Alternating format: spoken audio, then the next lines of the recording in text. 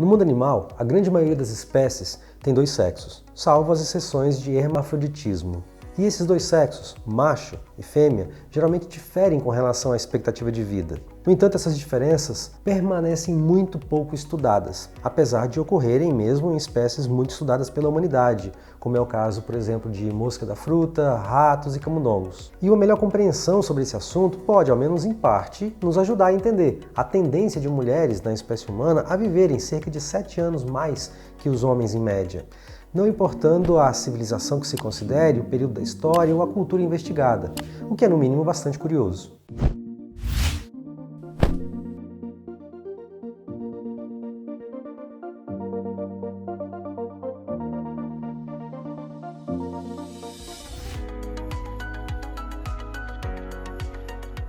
Surpreendentemente, hoje sabemos muito mais sobre as diferenças de longevidade de machos e fêmeas a partir de populações selvagens, ou seja, em ambiente silvestre, do que partindo daquelas populações que vivem em laboratório, mantidas em cativeiro. Vários estudos de campo de longo prazo vêm tentando entender as forças evolutivas que levaram a essas diferenças, e as conclusões geralmente mostram maior longevidade entre fêmeas do que entre machos. O caso mais emblemático é o das baleias piloto, onde as fêmeas vivem o dobro do tempo de vida dos machos. Mas as fêmeas dos leões, dos cervos e diversas espécies de cães selvagens e da ampla maioria dos grandes primatas também vivem mais do que os machos, embora essas diferenças não cheguem a ser tão extremas quanto no caso das baleias piloto. Assim, entre os mamíferos da natureza, fêmeas mostram ter vida mais longa, apesar de isso ainda ser pouco registrado, sendo um fato muitas vezes mencionado nas publicações sobre história natural, não como um achado importante, mas como uma curiosidade, digna apenas de uma nota de rodapé. Pode até causar alguma surpresa para muitas pessoas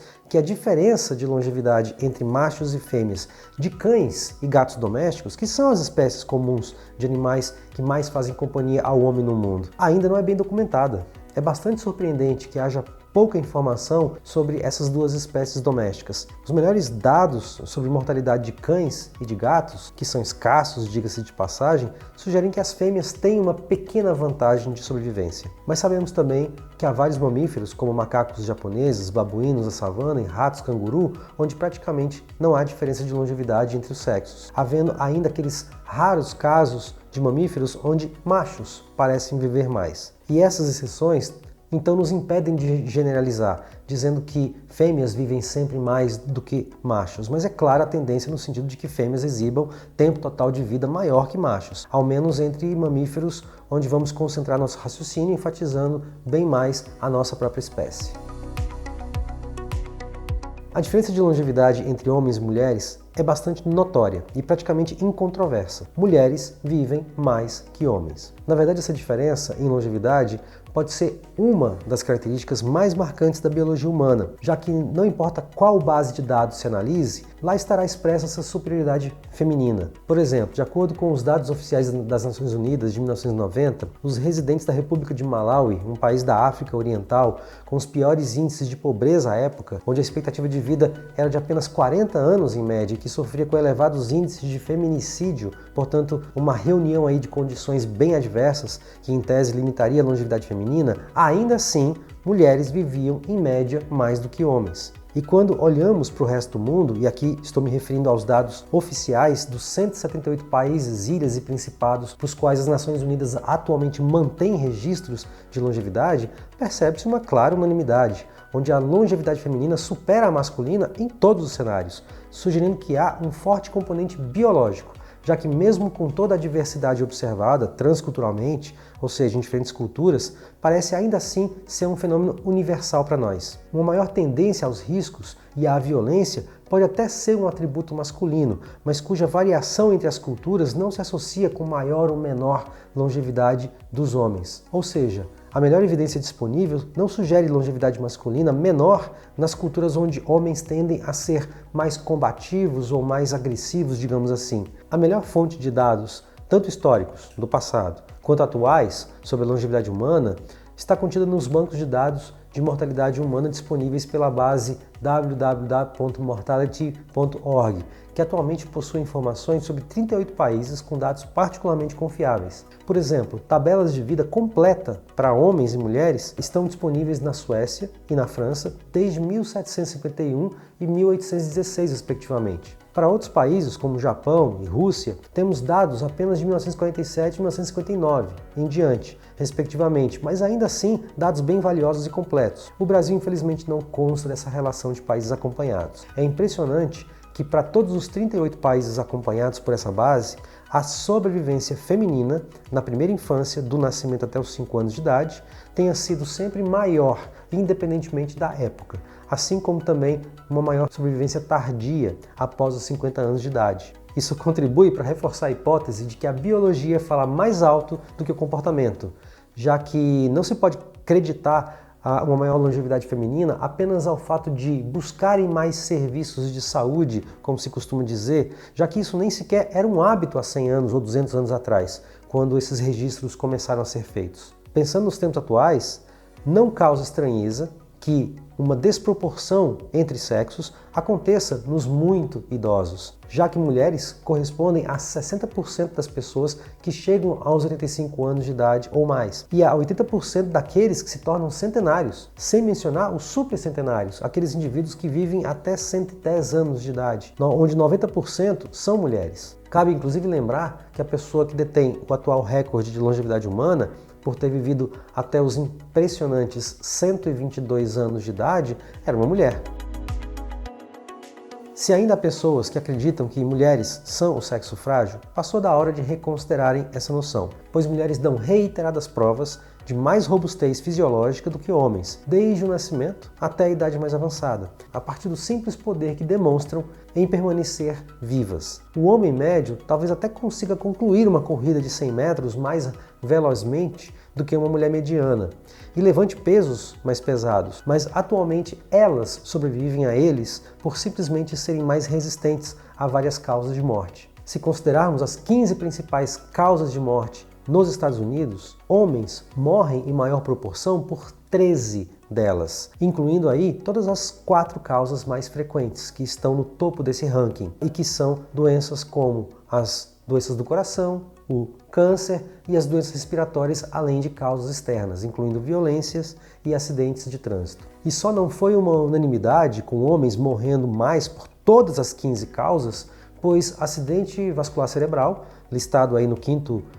posto desse ranking, foi a única que não exibiu uma diferença de frequência entre homens e mulheres, enquanto que a doença de Alzheimer, que aparece como 6ª maior causa de óbitos, é uma doença para a qual o sexo feminino já é um conhecido fator de risco, portanto não surpreendendo que acometa mais mulheres. E para quem conteste a noção do sexo feminino como o sexo mais forte, recorrendo às estatísticas de que mulheres carregam maior proporção de doenças crônicas que homens, é só lembrar que esse aparente paradoxo é explicado pelo fato de mulheres ainda conseguirem sobreviver, mesmo carregando essas doenças em seus corpos, enquanto que os homens, com as mesmas doenças, simplesmente perecem, sucumbem, e por isso deixando de figurar entre as estatísticas de portador de doenças crônicas pelo simples fato de já terem morrido por essas doenças antecipadamente. Trata-se do famoso viés de sobrevivência, que polui nossas estatísticas oficiais. Mas com relação a uma explicação sobre tudo isso, é evidente que se torna tentador buscar uma possível explicação com base nas diferenças impostas pelos diferentes hormônios sexuais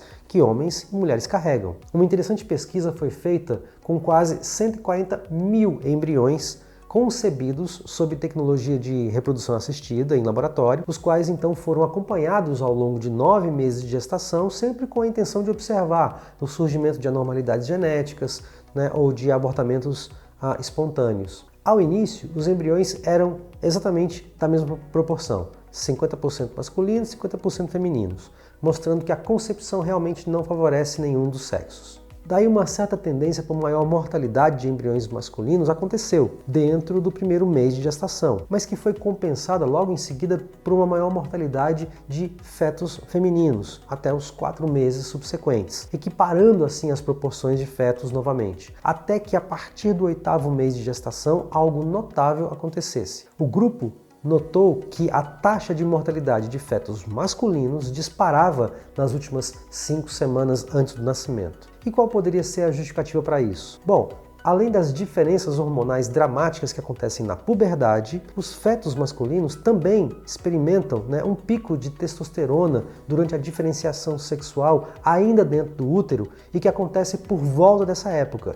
incluindo uma forte ativação do eixo hipotalâmico gonadal nos primeiros meses de vida pós-natal também. Ou seja, seria a produção de testosterona um fator que predispõe à mortalidade? Aqui recorremos a uma outra série de estudos que apontam que a privação de acasalamento ou a esterilização de machos tem sido repetidamente relatada como algo que prolonga a vida em várias espécies, envolvendo todas as espécies discutidas até aqui, inclusive a nossa própria. Em seres humanos, no passado, os eunucos eram membros da elite em muitas sociedades. Na China antiga, os meninos eram castrados para que pudessem servir ao imperador para cuidar das concubinas dele, sem o risco de assediá-las ou de engravidá-las. Na Europa, essa prática extrema foi também utilizada para manter a qualidade do canto dos meninos à medida que eles transitavam para a adolescência. Em muitos casos, o registro histórico não é suficientemente bom para determinar se eunucos viviam mais que homens normais e saudáveis, mas alguns lamentáveis registros apontam que sim.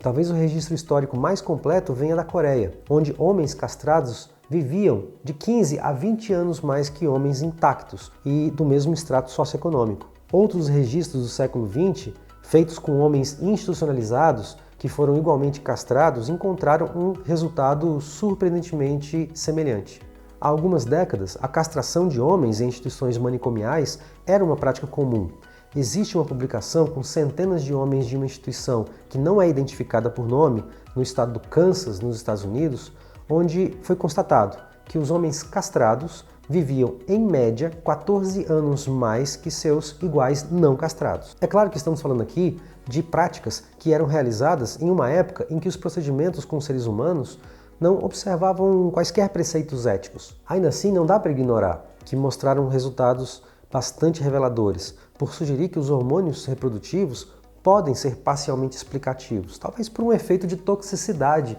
da testosterona, talvez, em outra parte, por uma vantagem conferida pelas propriedades antioxidantes e anti-inflamatórias do estrogênio, dos quais os homens não se beneficiam tanto. Afinal, o impacto do estrogênio como agente protetor já foi bem verificado ao se submeter ratas à oforectomia, que é retirada dos ovários, e ao se observar que os níveis de pró-oxidantes e da inflamação geral aumentavam e depois caiu novamente quando o estrogênio era administrado exogenamente, ou seja, de fora para compensar a perda dos ovários. Em conclusão, nos animais, um exame minucioso das diferenças em longevidades entre os sexos revelou que não podemos generalizar, que fêmeas de vermes, moscas, cães, camundongos ou ratos têm vida mais longa, apesar de parecer haver sim essa tendência nesse sentido. A única espécie para a qual muitos dados indicam que uma maior longevidade feminina é sim a regra universal consiste justamente na espécie humana. E essa parece ser outra característica que nos distingue marcantemente de outros seres vivos. A recente descoberta de que essa vantagem de sobrevivência feminina começa no nascimento, ou até talvez um pouco antes, e se estende ao longo das outras fases da vida, incluindo a fase mais tardia, pode facilitar a investigação de estratégias para favorecer a longevidade humana. Em especial, o estudo dos efeitos que os hormônios sexuais têm para além das funções reprodutivas pode revelar mecanismos sobre os quais poderemos intervir no futuro e que não dependam de técnicas extremas como a abstinência sexual ou mesmo a castração para se atingir uma longevidade. Afinal, acho bem pouco provável que homens, inclusive eu, escolheriam uma medida tão radical para ganhar alguns poucos anos de vida extra. Muito obrigado por assistir esse vídeo até o final. Não se esqueça de deixar seus comentários, sugestões de temas futuros para o nosso canal e até a próxima.